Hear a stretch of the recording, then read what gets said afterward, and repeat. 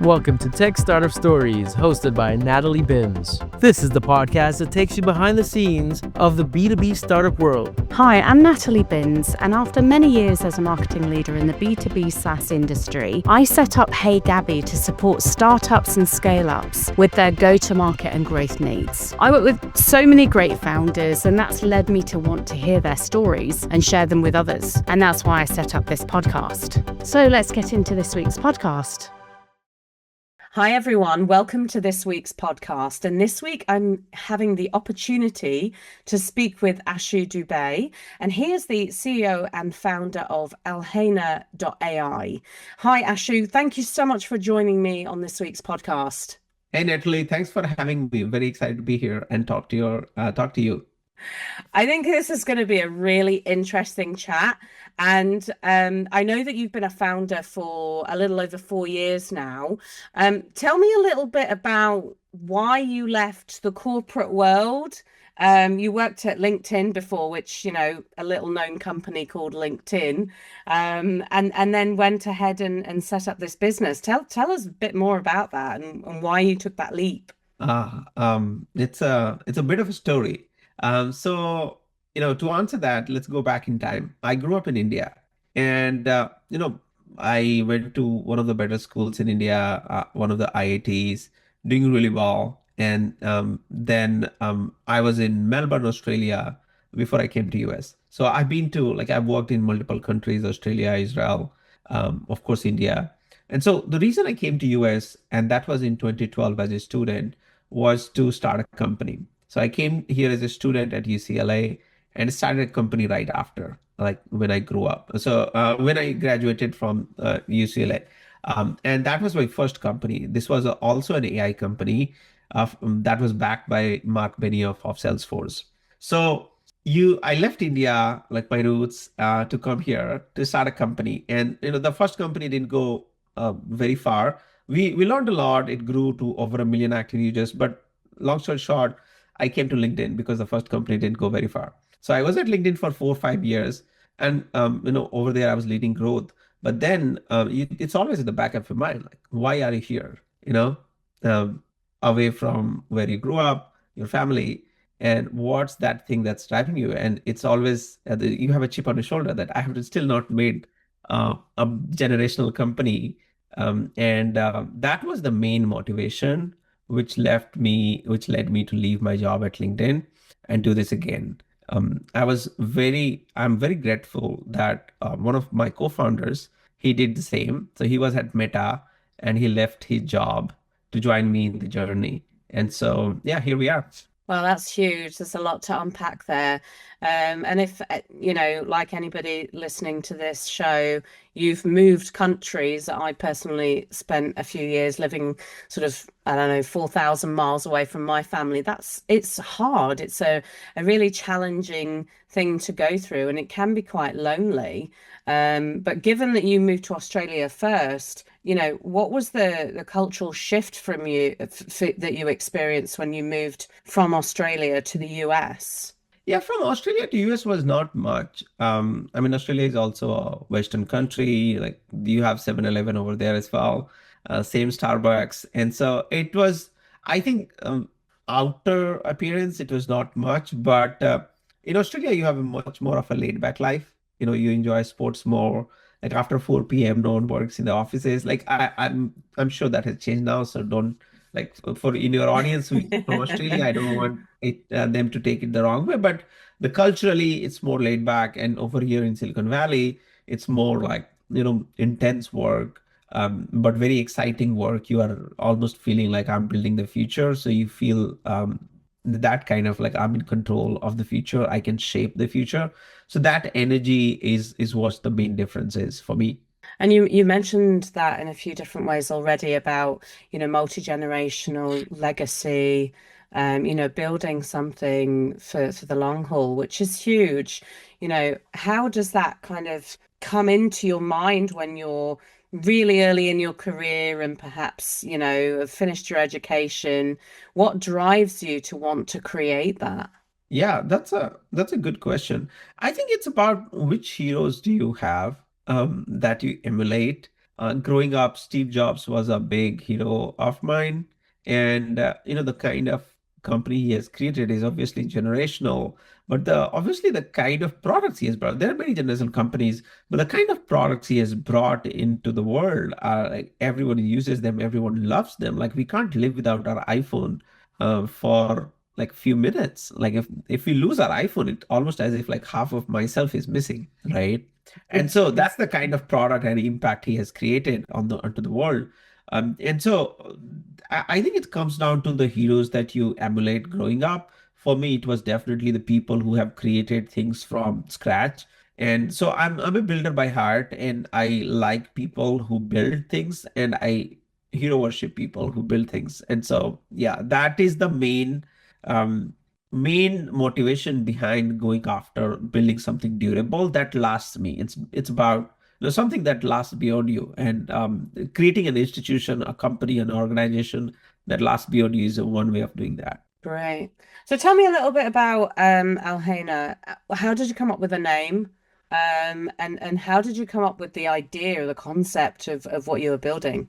Yeah, so Alhena is one of the brightest stars in the night sky, and it's in Gemini Galaxy. Although we don't have any relation, like any partners, we have partnership with Google, but it's not like they're investors or anything in us. But it was unintended, but it's there. So Alhena is one of the very bright stars in the night sky, and that's how we want to be in the AI world, where there's a lot of noise, and very often we hear from our customers who come to us are they are scarred after using an AI tool.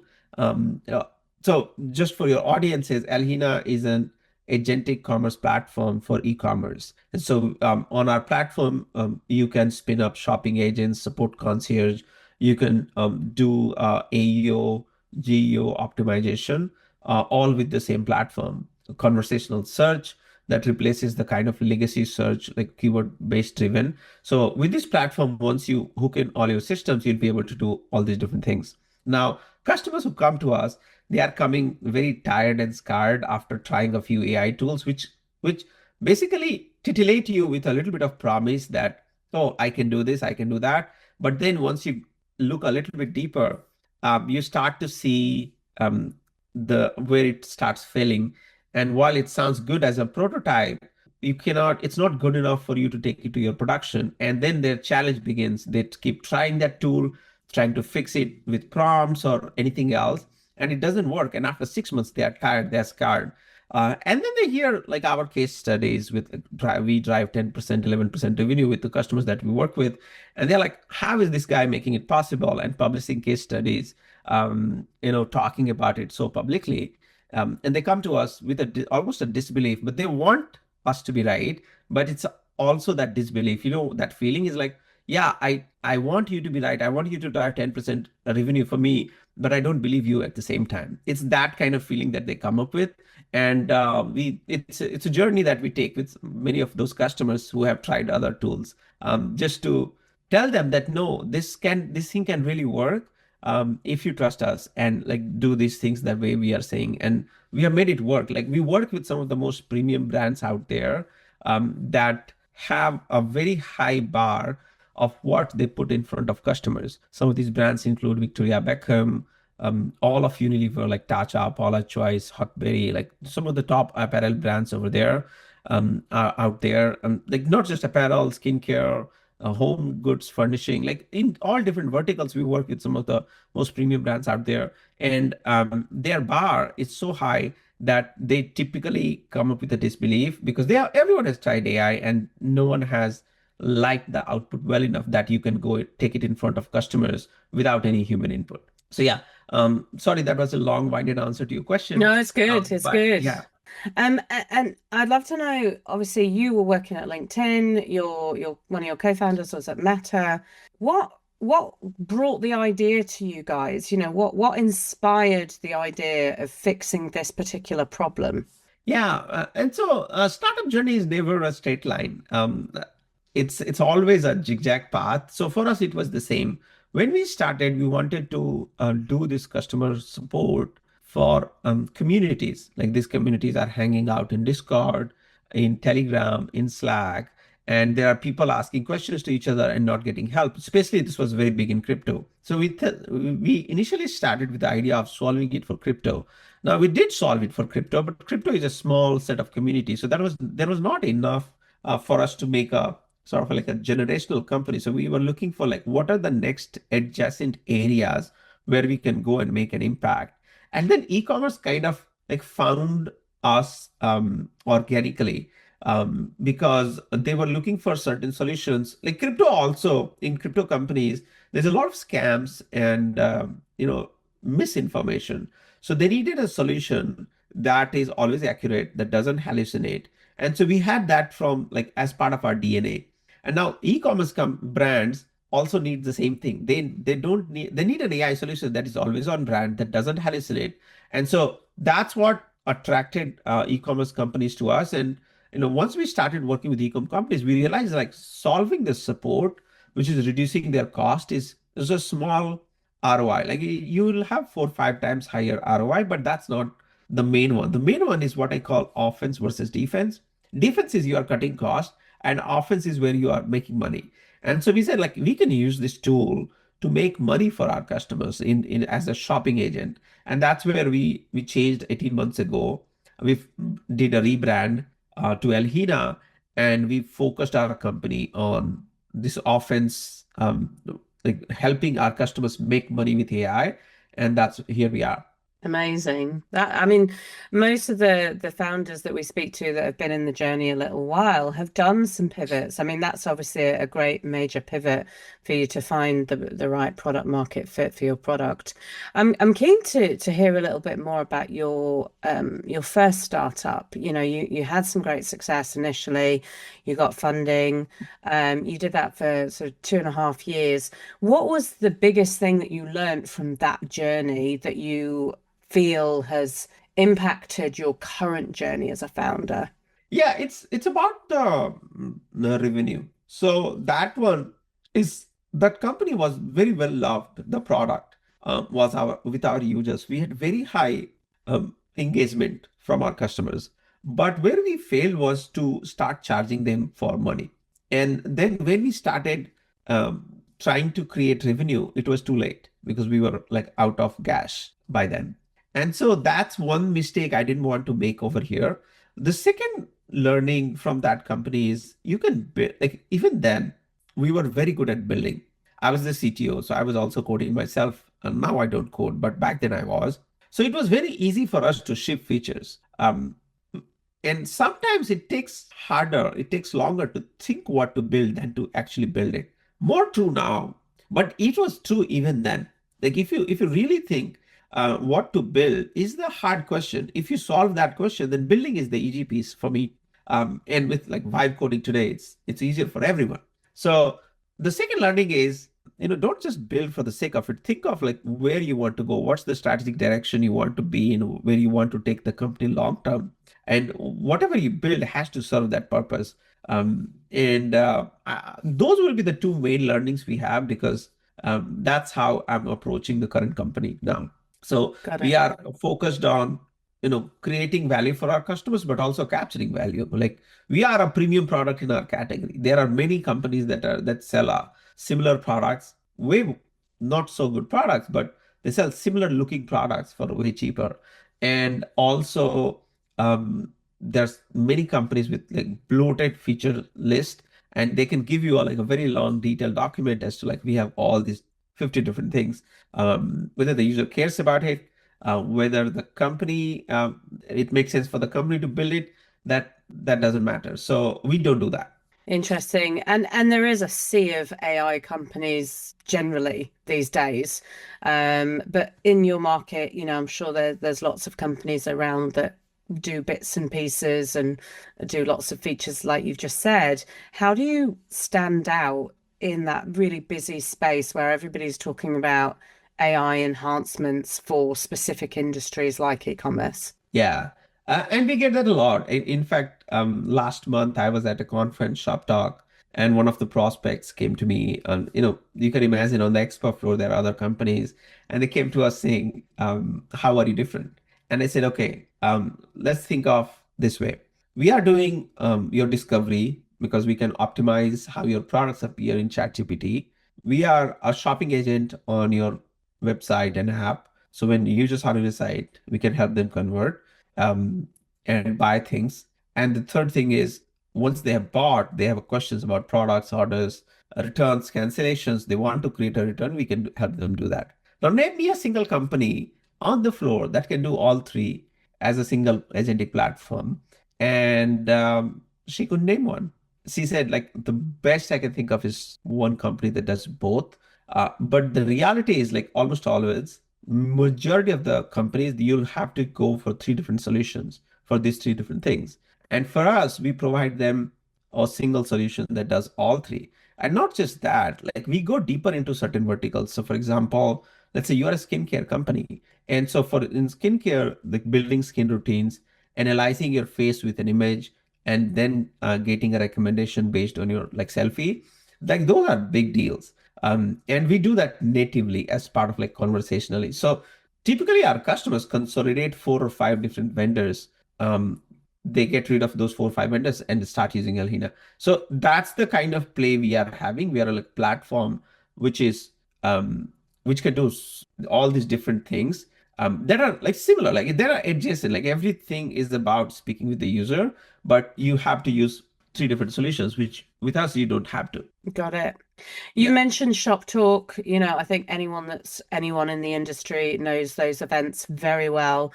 You've also mentioned that you've, got some really well-known names and lots of big organizations in the e-commerce space that are customers of yours. What would you say has been the biggest impact in driving revenue for you in terms of your activities on the sales and marketing side? Most of the customers that we work with, some of them, they don't have an engineering resource for them to do the hard things. Like, for example, we can give them a script and then they have to install that script and then they have to change small things here and there.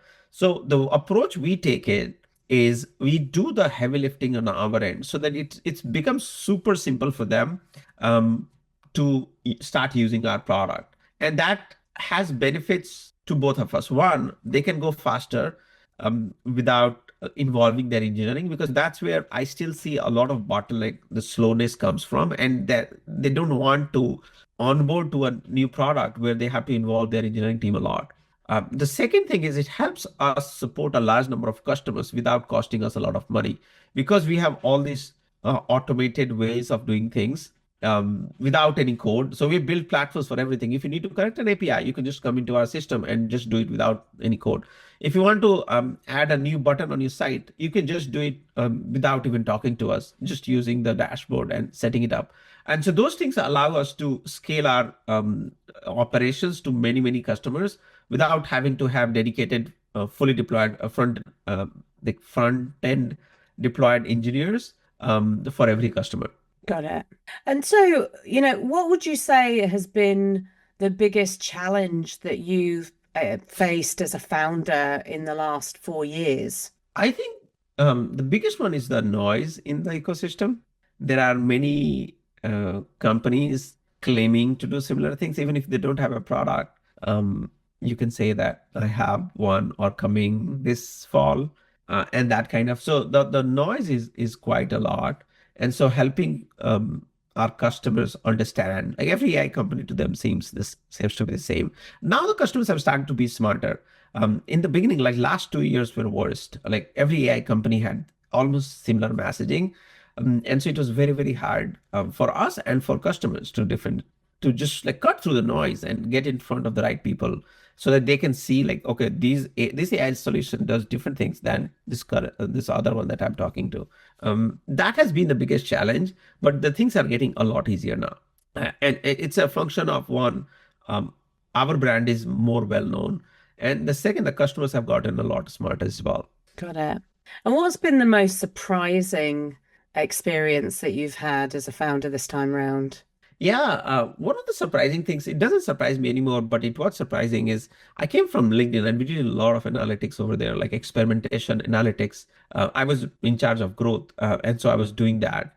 But when I started working with e-com customers, I thought that they may not be as savvy when it comes to A/B testing and experimentation.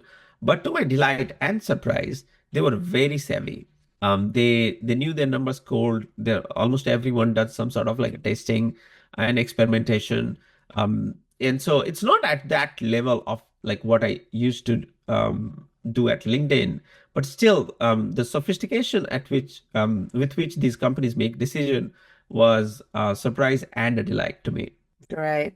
And so tell me a little bit more about your founder relationships. You've got a co-founder, presumably you were friends before. How has that relationship developed in the time that you've worked together? So actually, yeah, we went to school together, and so we knew each other for a long time. But even before we started working on Alhena, we used to hack together over weekends, um, different things. And so that was we already had a sort of like a pseudo working relationship. Like we knew what each other's strengths are, like how to work together, and so that has just amplified like knowing someone for a long time and then also having worked with them in some capacity for some time before you actually take that big leap of startup is very helpful. But now both of us have a little time to like really like, collaborate because most of the times it's working with customers, but we still find time like a few times a day to just catch up and see like what's going on at your end versus my end so that we both are aligned on the direction and the decisions we are making. Got it. And, we know that for founders, a lot of the time it's all work, no play. You're building a company, you're fighting against other competitors out there, and it's intense. How are you managing to balance time to recharge your batteries, as well as getting the work done? That's a great question. I don't think I have a good answer to that because it's very hard. And so the way I think about it is like it's less about balancing and more about blending. So you do whatever is important. So you do whatever is important for your family. You do whatever is important for the company, and then you prioritize. Like of course, family comes first, health comes first, but then you less than balancing. Like I work on Sundays, and then when I need to take a nap on a Wednesday afternoon, I'll just take it because my body needs it, right? And when I need to push it in the night on a Sunday evening, I'll just like keep pushing for the work because my customers are in Europe and in Asia, so it's their work day. So sometimes I have to push it in the Sunday night, and I do that. So it's basically in like do whatever it takes to make sure all the core things are taken care of, health, family, and the company. Love it. And so, what are your long-term goals for the company? What do you envisage happening in the next sort of 5 to 10 years? Yeah. And so I think in next 5 years, we are gonna have single entrepreneurs, like not single in the sense like single or married, but like one entrepreneur, solo entrepreneurs running billion-dollar online stores. And that process had started even before vibe coding and LLM came into the picture with drop shipping and everything. Shopify made that a lot easier. But I think with with Claude Code and vibe coding, different agentic startups coming in, it's going to be a lot easier for a single person. Actually, New York Times published a story that two brothers did 1.9 billion startup. So it's true. You will see in next 5 years more and more companies taking that approach and going that route. And we want to enable those next set of solopreneurs to be there. So right now we work with some of the largest brands, but even for them, we create a lot of leverage. And the goal is we create such an extreme leverage that a single person can dream of launching that like $1 billion online store and can Right. actually launch it. Yeah. What about the next 12 months? What are your plans in terms of the business for the next 12 months? So next 12 months is a very execution heavy for us. We are like very much focused on like getting out there and working with as many top tier brands as possible.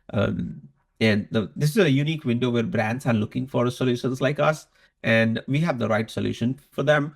And so it's just like finding and scaling ourselves and executing on that vision. Great. Well, I'd love to have you back in 12 months' time and get a sense as to how things have gone. Would you be happy to come back on next year? I would love to be back. I'd love to hear what your audience thinks of this episode, and then I'd love to be back, of course. Wonderful. And one final question. If you were to go back to your younger self, or perhaps somebody that is now thinking of building a startup, what advice would you give your younger self? Yeah, I think it's less about what looking at what others are doing and then getting sort of influenced by them or getting FOMO of like what's the trend. But it's when you're starting, you need to, I would have definitely, it would have helped me if I would have just focused on what are the unique things that are happening and creating my own map of where the puck is going to be and building for that rather than looking at what everyone else is doing. But because by the time a new funding round is announced, by the time somebody is talking about it, it's probably already too late. You want to look after what's people are not talking about. And that's the kind of thing you want to build. Wonderful. Ashu, it's been amazing to speak to you today. Thank you so much for your time. Thanks so much, Natalie, for having me. That's it for this episode of Tech Startup Stories. Have a story you'd like us to share or a topic you'd want to cover? Reach out and we'd love to hear from you. Until next time, take care.